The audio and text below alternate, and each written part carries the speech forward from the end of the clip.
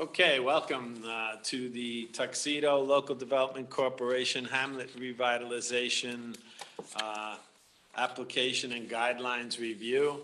This meeting is intended to inform local business owners, commercial property owners about the potential for grants through the Tuxedo Farms LDC. We have made the application and guidelines available on the town's website. I'd just like to start out and give a little background on this. Well, first of all, I'd like to introduce our board. I'm Ken English, and I think it says I am the president of the LDC. I'm also the town supervisor. We have Michelle Lindsay. What are we listing it as? Board member, I think it is, LDC board member. John, and of course, Michelle is the deputy supervisor of Tuxedo, and John Bagno, who's also on the planning board and is a member of the LDC. We have virtually town resident Irene Denaro. Hello. Hello. Irene. How are you? Good. Due to COVID concerns, we have a couple of people distancing, and I understand your concerns. And we have Greg Goucher is the representative from Related. Hi, Greg. How you doing this evening? Hello, everybody. Very good. So the funding for this grant program comes from the agreement with Related in the special permit. We negotiated $1.1 million that was added to an original funding of $1 million, of which most of that has been dispersed. To date, we have about $100,000 left in, and Related has funded another $100,000, and the agreement is as we approve these grants, the funding would be deposited in the Tuxedo Farms, the Tuxedo LDC's accounts. And everything straight so far, Greg? Did I get that right? Yep, perfect. Okay, wonderful. This grant, and I'll also ask my board members to chime in on this. The intention of this whole program, as I take it, is to revitalize the historic Hamlet district that's also in our code change called the town center. There are obviously historic buildings in this location. So we're trying to maintain and enhance the visual impact of this historic part of Tuxedo to also increase economic impacts and revitalize the Route 17 corridor, as the grant guidelines say, to create jobs, increase opportunities for hospitality and tourism. This grant is based on matching investments by the applicants. So with the $1.1 million that we have, with the matching money, obviously that raises it to over $2.2 million. We really feel that that will make quite an impact on Tuxedo. And we're trying to get this work done by people who are ready to go, who already have a vision for their properties. And we're expecting Related to be marketing the Tuxedo Farms project in the not too distant future. And the idea here is to have a revitalized town center so that when people start coming to Tuxedo, they see a real change. And Michelle, so we're looking really for a collective vision. So I know we have a couple of people here in the audience, and hopefully some I could see out and participating virtually. So it's my understanding that we're trying to create a collective vision for the town and to hear from property owners, people who have been putting their time and money into Tuxedo. And Michelle, maybe you could talk briefly about the Burgess study and how that kind of lines up with this. Yeah. Thank you. The Burgess company had done a study of this historic town center area back in 2003, and we asked them to update with the idea of the infrastructure, the roads, the parking, the streetscapes, to give us some, a plan that we will consider as part of the overall vision. And so we had that presentation last week, and we'll be moving forward with kind of next steps and prioritizing the projects that we are considering. And another part of it is that we also applied for and received a grant from the Greenway Communities Program of New York State. And we were awarded $9,000. It's a matching, so the town will be putting in $9,000. And that is to study not just the Hamlet Town Center, but all of Route 17, to study, where the leakage is as far as retail and businesses, things that people go to other towns to be able to get because it's not available in Tuxedo. So we'll be starting that study. And then on the 26th of January, we're meeting with the Department of Transportation to discuss improvements to the Route 17 corridor that would make our town more pedestrian safe. And again, streetscapes and complete streets, pedestrian safety is very much of importance to them. So we'll show them what we're looking to do as far as all of that, and what they can suggest that they could do for us. Well, Greg, obviously Tuxedo Farms is a big impetus here for the change and growth in Tuxedo. I don't know if you want to take a minute to just amplify what Related's plans are and how this could fit in with the revitalization.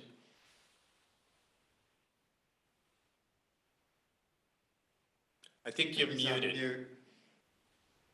Sorry. Thank you. No, we do see this as one town, and we are going to be developing, a lot of homes and some businesses, and for the whole community. And we'd love to see the center of Tuxedo develop alongside of us, to have great things to offer residents and visitors in both places, and really work together as one unified town. That's the vision. Yeah, that's the vision. I don't know if we want to actually go through the guidelines. Somebody want to say? Maybe some questions? Yeah. Okay, well, I see Michael Bruno here. Michael, you want to start us off with a question? First, let me make sure I get a microphone over to you guys. That way the people. These are condenser microphones, so you actually don't have to hold it. Hi, Greg. This question is for you. How are you? Great. How are you? So, of course, I've been hesitant to invest more and do more downtown, just waiting on the more bodies that we need to support any business that would open.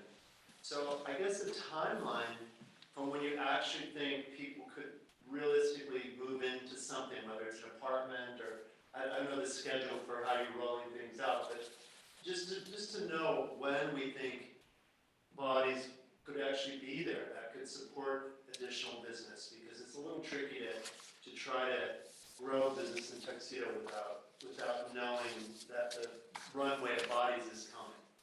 Sure. The first two neighborhoods that are essentially shovel ready are the Commons, which is 320, I'm forgetting, apartments, and about 50,000 square feet of retail, and plus another few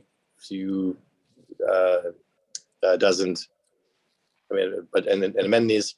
That's all will start sort of soon, and then in the first wave, as well as West Terrace, which has about 32 single family homes, and I'm forgetting the number of townhomes as well. That'll all be in the first phase.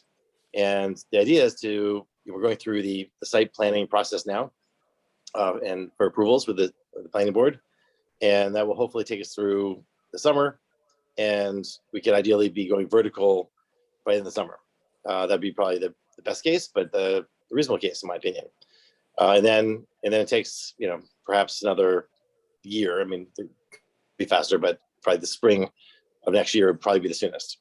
But that would be and then you'd have that sort of first neighborhoods coming online, or portions of those neighborhoods coming online at that time. That's helpful. It's important to know. Yeah. And where is the hamlet? Not to, I don't know if you have a question, but the hamlet is technically from where to where? Well, I would say it starts at Steve's, and then it goes to the entrance to Tuxedo Park. Okay, so it's really just, does it go up the hill or off the 17?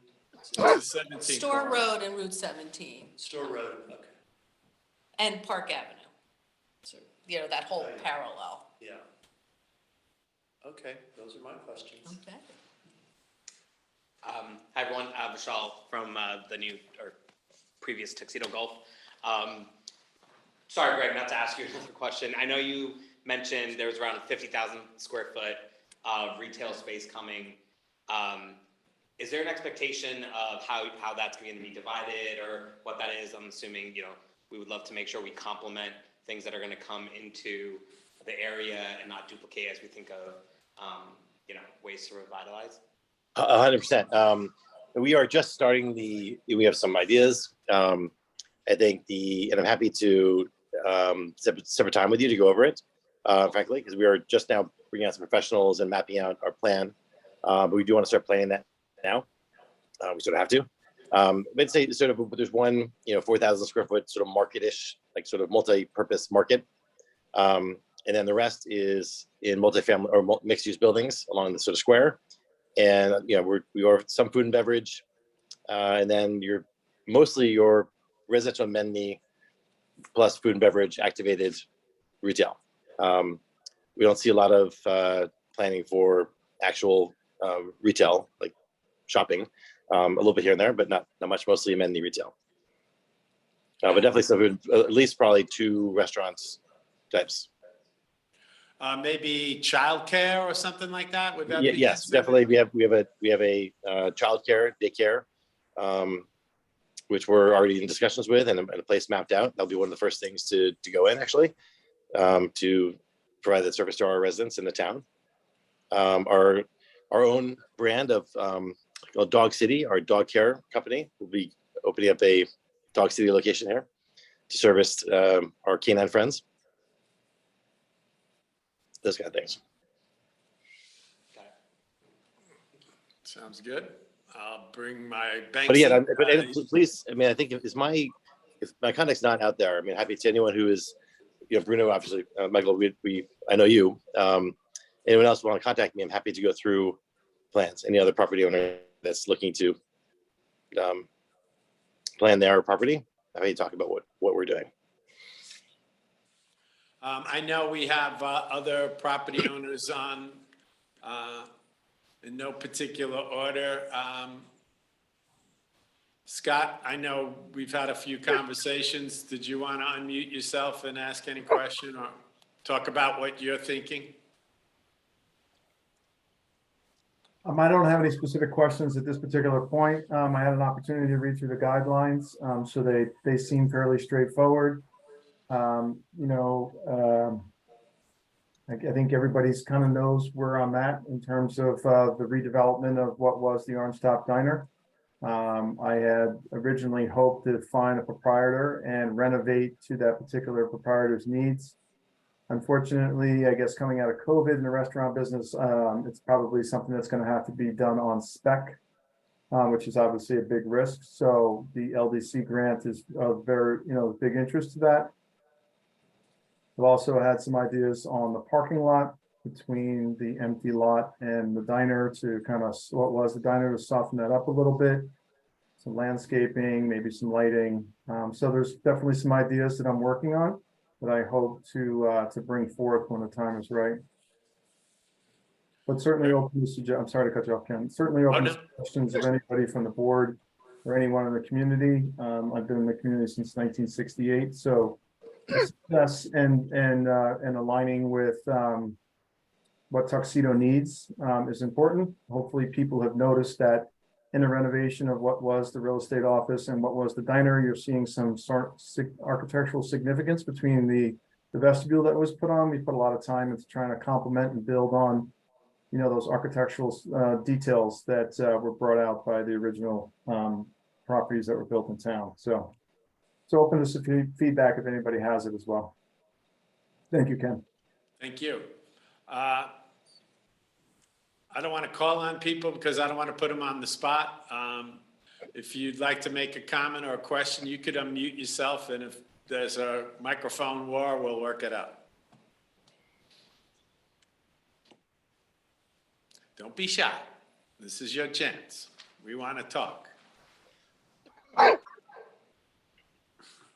I can ask another. Michelle, I think you mentioned the Burgess study. Yes. Is that available online that we can go through? Yes. It is? Okay. Yes. Carl, I'm calling on you now. You How you good? doing, Ken? No, I'm listening. I'm listening intently. Very good, sir. Maybe you could just explain to people what property you and your family are holding and what you're hoping to see happen in Tuxedo. So on the big white building, if you will, on the bottom of Hospital Road, we've been there over 20 years. That's where my company started. We've employed a lot of people from Tuxedo in all those years. That's been a light manufacturing and distribution for my company for quite a while. Then we moved just recently our production over to Southfield. So we use that building right now in Tuxedo mainly as warehouse. We have applied for grant money twice already, but there's been issues because we wanted this to be a bigger part of the town. We wanted this building, which we feel is the focal point of the town, to be, and it's very historical. We wanted this to be a bigger part of the history and the rebirth of Tuxedo. I understand there's been issues in the past, but it seems like everybody's ducks are in a row now.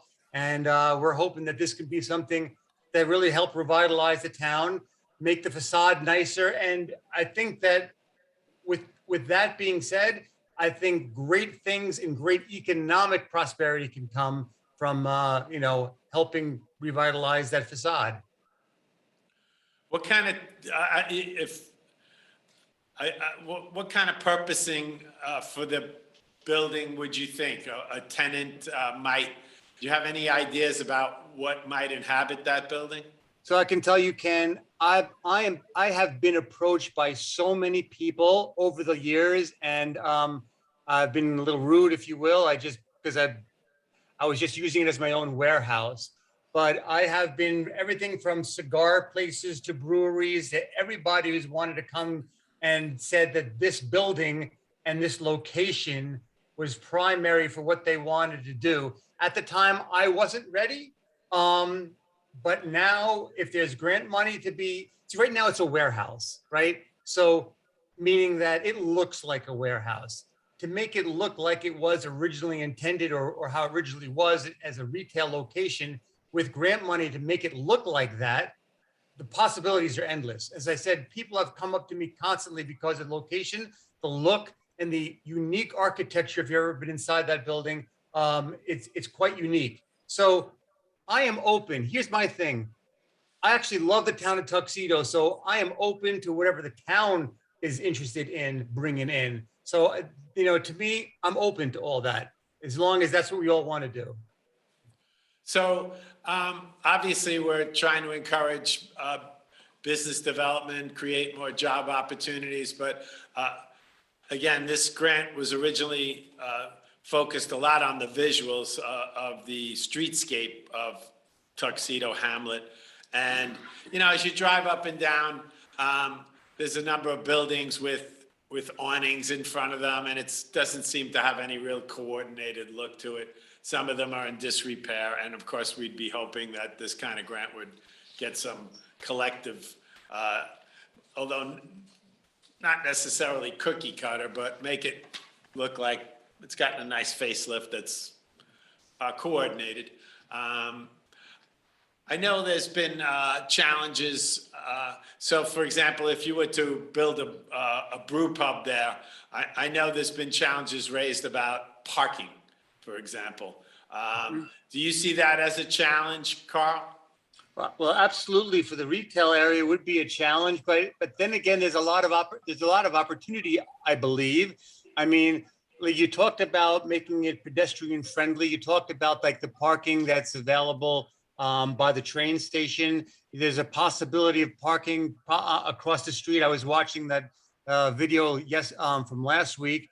The possibilities are are all over. It just takes a little creativity, but I think that with the town's revitalization program, I think it can easily be done.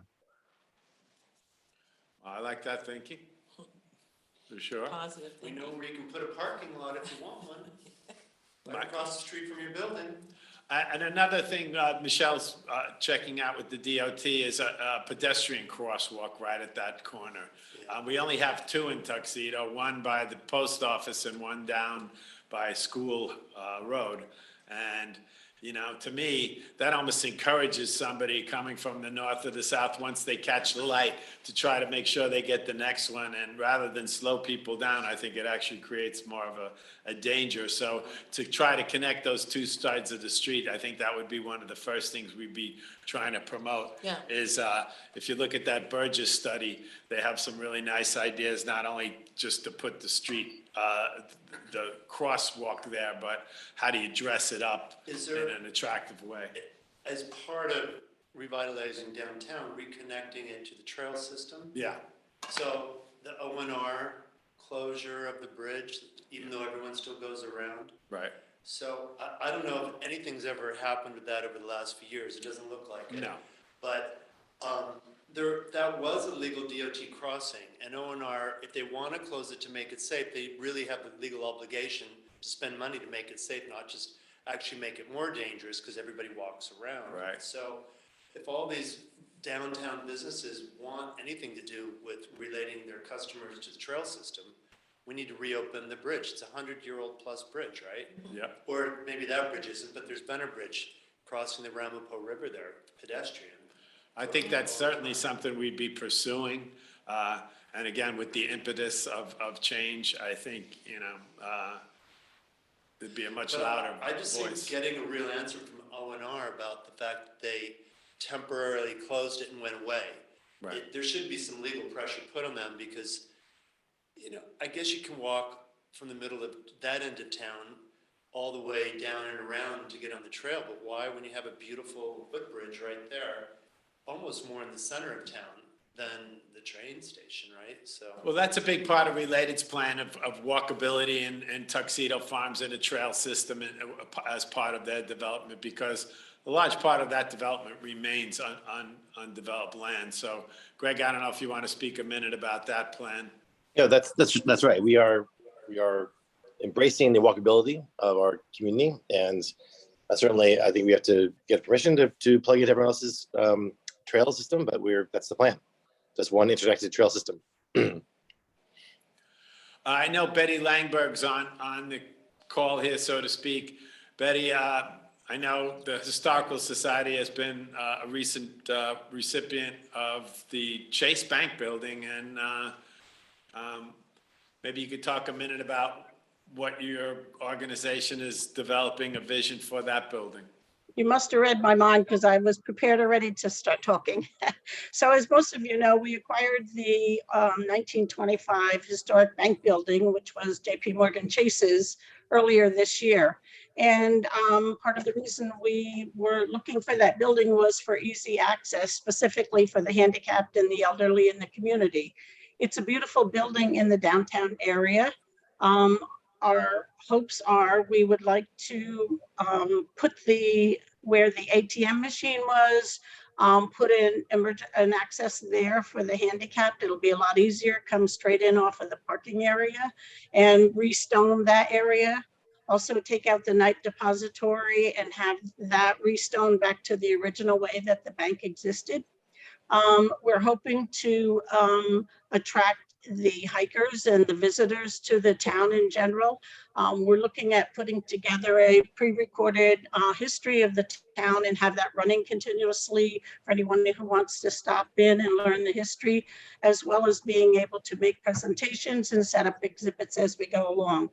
We're looking at the possibility of redoing the parking to gain some more parking space, since now you don't have to make that large swing to get to where the ATM was, and do some beautiful plantings and some benches, nice appearance of benches right there in the front where the current entrance is.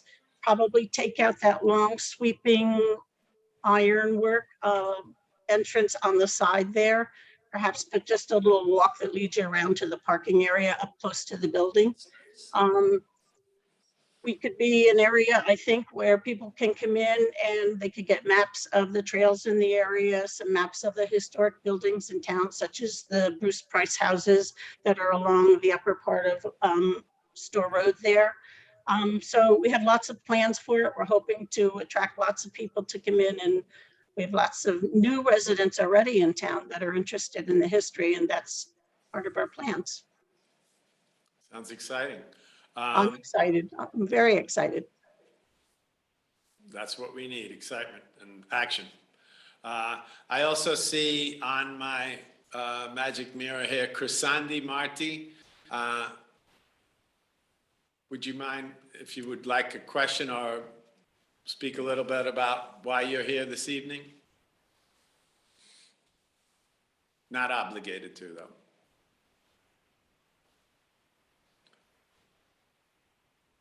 Can they unmute or do they have to If you're press trying to speak, star you would have six? to unmute yourself through your computer.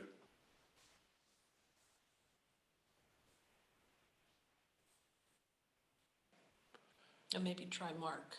Again. Mark? Thank you for coming out. Did you have a question or a comment?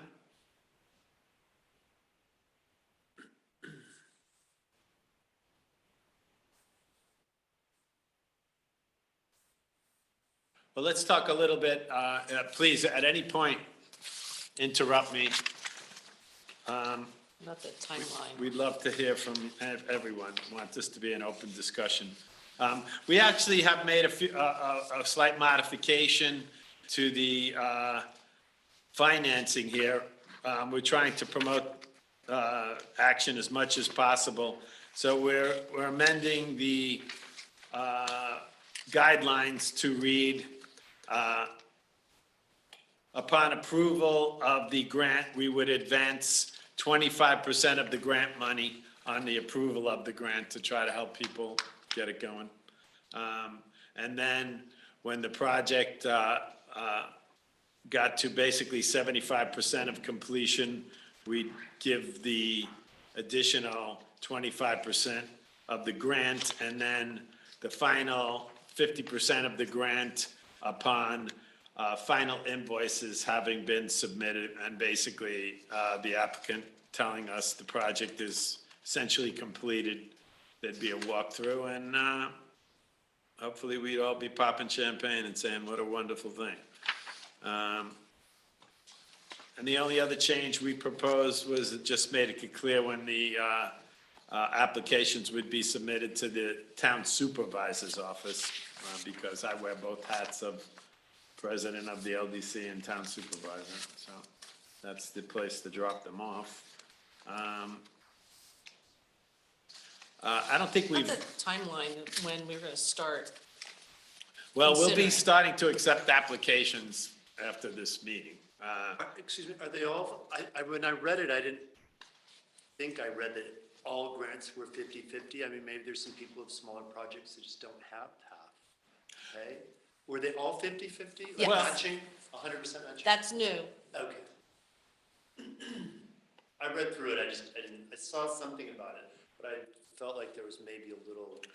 Well, they don't have to be $250,000, No, let's but be it's clear like, about that. there's some people, it'd be kind of fun to go downtown and say to certain building owners and say, hey, you know what, if we just painted that trim, look how good your building could look, and they might say, yeah, but I don't want to pay half. So, I mean, it'd be nice to take a little bit of a proactive approach and just walk through town and wave like the magic wand of what we wish we could get. Make some suggestions to people who haven't shown up for these meetings or aren't thinking about doing anything in the buildings, and help them consider it. But if they have to pay half, it'll be a little harder to get them to say, yeah, let's do it, you know? I think that's an interesting point. Certainly this board would consider that. I think the next stage, Michael, would be that we would see what comes through the submissions, Makes sense. and see what's left over, and see how well thought out the plans are. Yeah. You know, I are they think what big you were saying impact? about some awnings and, I mean, there's a few key things that if they were sort of like directed, it would probably help rather than just 100% waiting. Yeah, we're recording everything here, so we will be revisiting this, and as we consider this, I mean, certainly the board can amend the plan. We tried to get it in as good a place as we could for this presentation, and then we'll see what proposals come across and try to figure out Yeah. how close are we to accomplishing what the goal is. And I'd also think, Michael, to your point, that by seeing other people really making a move that is substantial, and of course, seeing Tuxedo Farms being marketed, hopefully property owners would see that there really is a new day in Tuxedo, because I've been living here almost 20 years, and I've always heard, nothing's ever gonna happen in Tuxedo. Not until they break ground, or as Greg says, go vertical. Well, but we anyways believe it. Yeah, well, we're doing our part to try to make it happen. Yeah, hopefully some projects will We waited spark. this long. Yeah, well, welcome. Hi. Hi, I'm Chris Andy Marte. I tried to go up. We were Ah. on some technical difficulties, so we just thought to stop by. Well, So- good, well, hey. Yeah. So Nice to we're new meet to you. the town. Thank you, Michael Bruno. He gave us the opportunity as well. And so we're in 3-Store Road. And I'm here with my sister, Clarissa Marte, who's a business owner, a baker.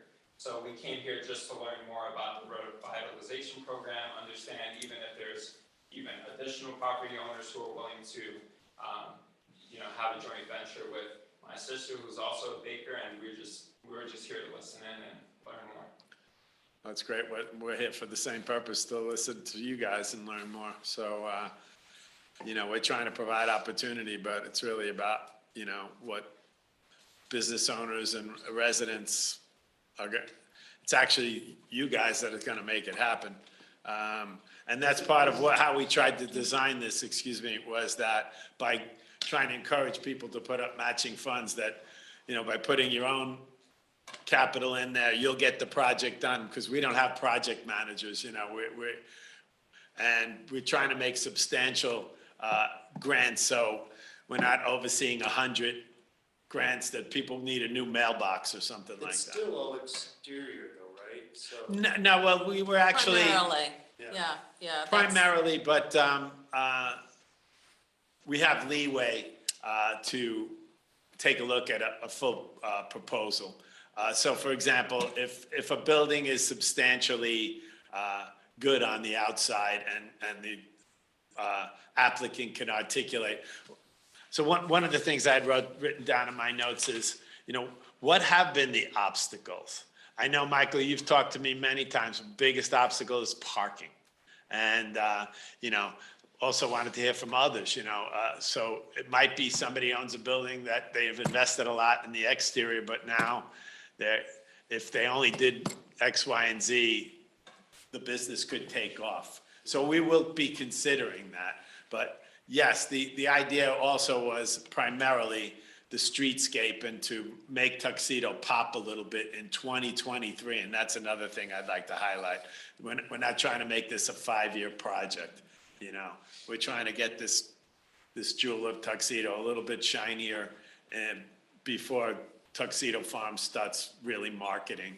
And that's when people say, wow, I'm gonna come up here and buy a house in Tuxedo Farms, a townhouse.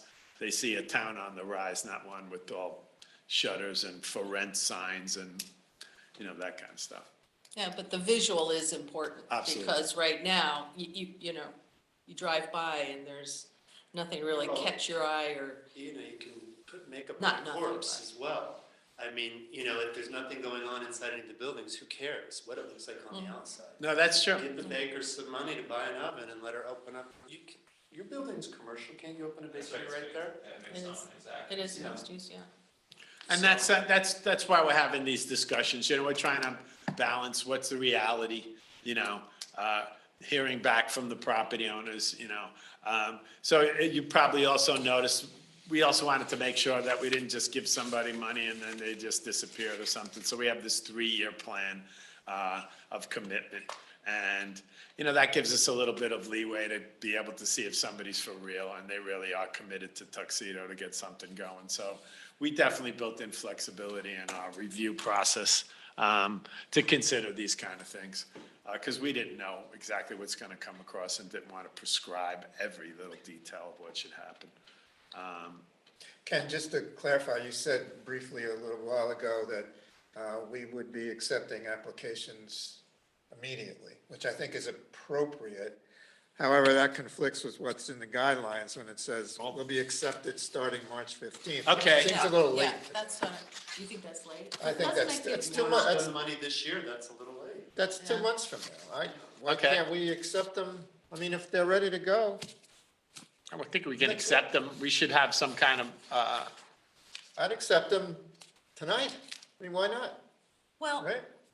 I guess my only concern in that is, or I'm just thinking as, you know, off the top of my head, is that we want to give people the chance to get their application together, because it's, you know, as they're submitted. so And I there's think not to that- John's point, accepting the application doesn't mean approving it. Right. You know, so we No, can of start course seeing, not, we can but- start mulling over, what are the ideas that are coming in? And my understanding, and Rachel, our attorney, could help us make sure that we're following LDC guidelines, that we want to make it fair to everybody as people ask questions or submit grants. Rachel, how do we make sure that information is disseminated fairly to anybody?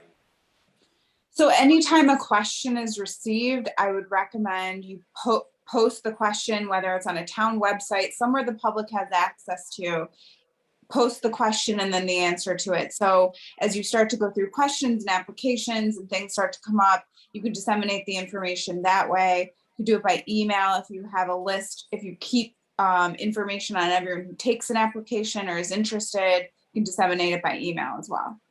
How about posting the grant proposals as they come in? Is that a normal process, or what do you think? I think that it's normal practice to post approved applications. Okay. I wouldn't see any need to post all applications that are received. But for transparency, it's a good idea to post approved applications. Is it a requirement or just nice to do? It's not a requirement. It is a requirement for certain types of New York State entities, but not this one. Okay, thanks. Well, if we want to finish discussion of when we're going to start accepting applications, I'd like to give people time, a fair amount of time, to pull their application together, and maybe March 15th is too late, but maybe February 15th or something. No, but again, if you can accept something, if you're not deciding on something, what if we change it to, no grants would be responded to until March 15th, something along those lines, so people are submitting them, we could start reading them, but without responding, and I think, as Michael just said, you're trying to get, and John just said, you're trying to get something Yeah. going. So if you started to respond to some of these grants, at least we'd have the option, no deadline that we have to. I would even move the approval date up to say mid-February, February 15th, that we would start to evaluate. You're killing me, yeah. Yeah. Well, I mean, March, that's 2 months. If somebody might be ready to go next week. Let's hope somebody is. And why should they wait almost 2 months before we make a decision?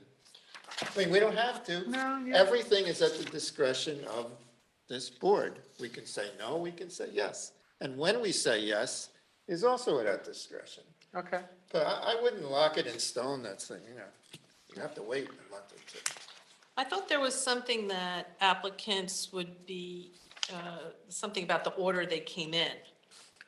I don't know. Well, Do you remember off the top of your head, It said Rachel? will be reviewed in the order. Reviewed in the What order. page is that? It's on page 5. 5. Well, make sure that, I can't imagine you could do it any differently anyway. No, I mean, reviewed okay, again is not reviewed, okay, as long as it Exactly. says And- reviewed. Remember, we are a public entity, so I would imagine when you'll gather information and then when you approve applications, we would need to do that in a meeting. So we would have to set a meeting where you go through the applications and those that have been approved and have a board, a motion and second to approve application. Well, in our business meeting before, we set an annual meeting for March 9th. That's already on the calendar. I mean, we should be doing some business on that day. at the latest, At the from my latest. perspective. Right, I understand, and I take your point, and I'm leaning towards your inclination. I don't know, I'm sorry, I just really feel that we may not be giving everybody a fair shot at this. Because, I mean, if there are applications for, 250,000, that's like four grants. Because we obviously have our consultants and everything that has to get paid as well. So, if we start right away, I mean, that's great, people can get started, but maybe if we at least hear from people, I need some time to get my application, because we're asking for 2 estimates. We're asking for a lot of stuff. So that might, So tell me what you're proposing. well, I'm just trying to, we said March 15th, that I felt that gave people fair shot. Well, let's move to March 9th, but there's a minor March modification. 9th, okay. I don't know, what do you think, Rachel? Or Greg, what do you think? Is Or it Irene, important? Irene, And that's it. Irene, yeah. If you could Well, weigh in I on what you think moving it up till February is a nice compromise. So I kind of agree with John that why should people wait 2 months? If somebody's serious and ready to go, let's go. And you still have a month for other people that are contemplating. I mean, And look, we're at no obligation, To We're approve. encouraging people to step up, get their plan together, and the sooner we have some submissions, we'll know better where this is going. I mean, if we can create somewhat of a sense of urgency to get things moving. There should be urgency to get things moving. So anyone that's serious will be moving. Yeah, it still takes time to That's put how I this feel. together. It still takes time to put, renderings together and materials, think through things.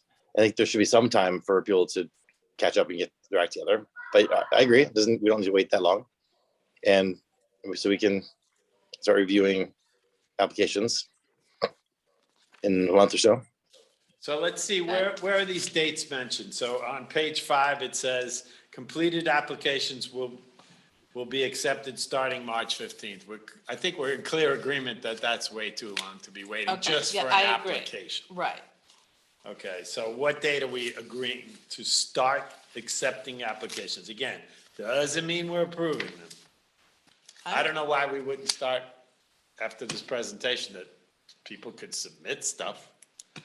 I would say let them submit it whenever they want to, but that we'll start potentially approving by mid-February, late February. Yeah, I like that.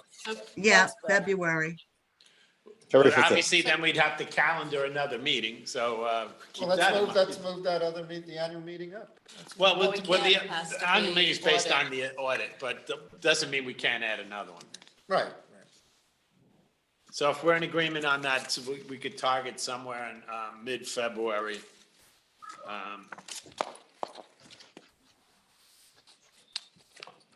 Around Valentine's Day. And acceptance at any time, Right. going forward. So basically saying, the approval process, We'll start reviewing and potentially approving February 15th. February Or, 15th. I don't know if that's a weekend day. No, it's actually It's, Wednesday. Excuse me, isn't there 1.2 million available? You said you had 100 left over and you have 1 for the next year. So are you really spending 200,000 on consultants? No, but, So it's more like $1.1 million or there. yeah. Oh, yeah, Yeah. yeah. Correct. I mean, but it's like 4 or 5, potentially 4 or 5 projects. Well, yeah, I get it. And reviewing them, and do I have to pay an engineer? I'm not sure, who's assessing the completion. Believe me, we want to get as much out there as possible. So, the proposal is Wednesday, February 15th for another Tuxedo LDC meeting. Check your calendars out there. Good. You good? Yeah. Provided we have some applications. True. There's nothing to review? Hopefully we will, but, pending. Julie, does that work for you and Rachel? It works for me. What time are you thinking? Evening or daytime? Evening, I think. Why don't we do an evening virtual for something like that? Okay. Unless we have like 10 applications.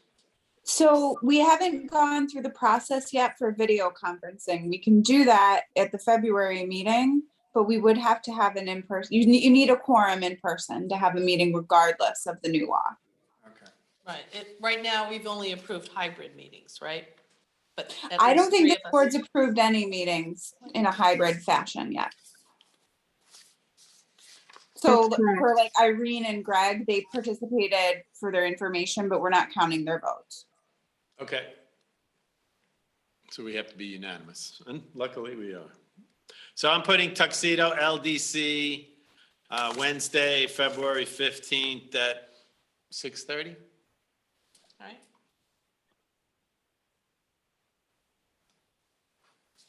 All right, we'll publicly notice that, and I was trying to name this tune by 8 PM. How are we What'd you doing? do? Huh? We're getting What'd there. you do? We're gonna do it. Got 10 minutes. Anybody out there in virtual land that hasn't gotten a chance to speak? This would be your opportunity. We'll be posting information as we get it. If questions are posed to us, we'll follow our attorney's advice and put them out for everyone to see both the question and the response. And our next meeting is set for February 15th at 6:30 PM. We'll be doing this kind of a format again. Look forward to getting this going. Any last words? Thank you for How all about your, you guys? You good? all your efforts to bring and keep this far. Thank you. We don't get enough of those thank yous, so I'm gonna let that ring in my ear for a little It while. hasn't gone unnoticed. Thank you. So I have a question, like for the planning board, John. You have to see plans a certain number of days before you review them. If we're actually reviewing plans on the 15th, when do we want to actually have them submitted so we have time to look at them before we A week meet? before? The Wednesday before? I tell you what, we'll distribute them amongst the board members as we receive them. Yeah. And I yeah. can put that out there, I don't know if we have to establish a rigorous Yeah, date for submissions to us. Planning board, architectural review, that's different. I don't think we have to, we get it the day before, fine. I mean, we need to be flexible. I think I'm flexible with the planning board too. well, first of all, if they're submitting them anything by the 15th of February, and we're not approving anything at least until March 9th, we have some time in We between. just go and see, is the application complete? Yeah, Do we that kind wanna of go- stuff, I think that- we would want that's to the type of respond to review. a person immediately. Just let them know you left this out, your application. It says in here, it has to be a complete application as a checklist. Is that application form online so that they Yes. can submit it electronically? I don't know. I think we're looking for a paper submission, but It'd be easier if it was electronic, then it would, you know, hit a button and then Yeah. you all see it. What, nobody has typewriters anymore?